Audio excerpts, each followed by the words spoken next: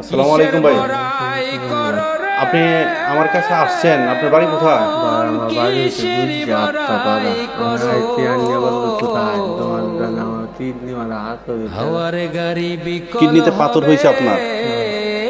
আচ্ছা, আপনি কি ডাক্তারের কাছে গেছিলেন কখনো? ডাক্তার বললো দেখি আমি কি হ্যাঁ হ্যাঁ, পরে ডাক্তার বলতে আপনার কিডনিতে পাথর হয়েছে। এখন আপনি সাহায্যের খুব দরকার। এখন আমি তো আমার কাছে আসছেন, আমি যতটুকু পারি আপনাকে সহযোগিতা করার চেষ্টা করব, কিন্তু আপনি দেশবাসীর কাছে বলেন যে আপনাকে একটু সহযোগিতা করার জন্য।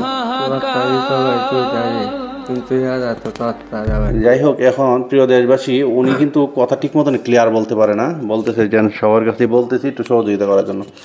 আপনারা যে যেখান থেকে দেখতেছেন, হ্যাঁ, এই ভাইটাকে একটু সহযোগিতার হাত বাড়িয়ে দিন। ভাইটা দেখেন একটা টকবগে যুবক, তার কিডনিতে পাথর হয়েছে। অল্প টাকা হলে তার চিকিৎসাটা করতে পারবে। ডাক্তার বলছে কত টাকা হলে চিকিৎসাটা করতে পারবেন?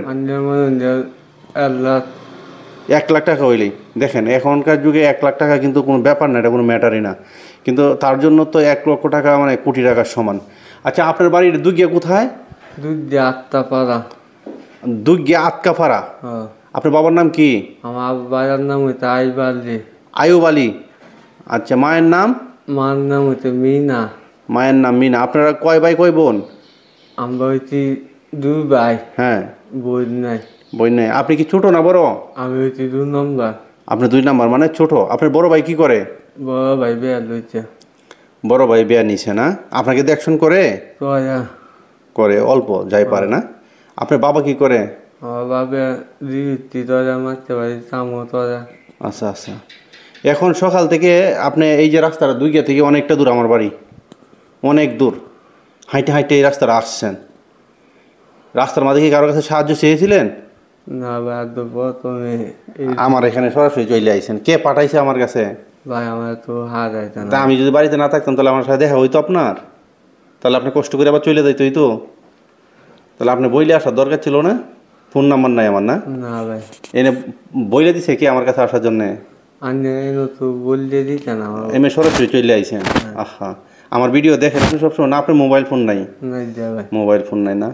যাই হোক, এখন কথা হচ্ছে যে আপনি দেশবাসী সবার কাছে বলেন, প্রবাসী ভাইদের কাছে বলেন যে আপনাকে একটু সহযোগিতা করার জন্যে।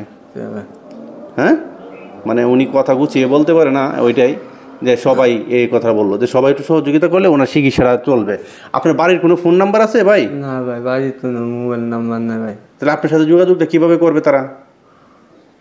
আপনার সাথে যোগাযোগটা করবে কীভাবে করবে বলেন তো?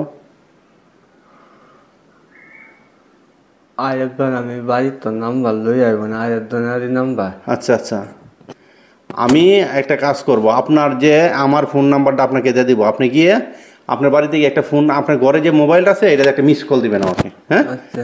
পরে আমি আর একটা ভিডিওতে আমি আপনার নামটাম বইলে আমি ফোন নাম্বার দিয়ে দিব। যদি কোনো হৃদয়বান ব্যক্তি বাসা আপনার চিকিৎসার দায়িত্বটা নেয়, আপনার কপাল ভালো। অবশ্যই এই বাংলাদেশে অনেক বড় বড় মনের মানুষ আছে, আপনাকে সহযোগিতা করবে, হ্যাঁ? আর আমি আপনার জন্য দেখি কি করতে পারি, কতটুকু পারি সহযোগিতা করে দিব। আর আপনি সবার বাড়ি বাড়ি যাইতেছেন নাকি সাহায্যের জন্যে? কেউ দিচ্ছে না?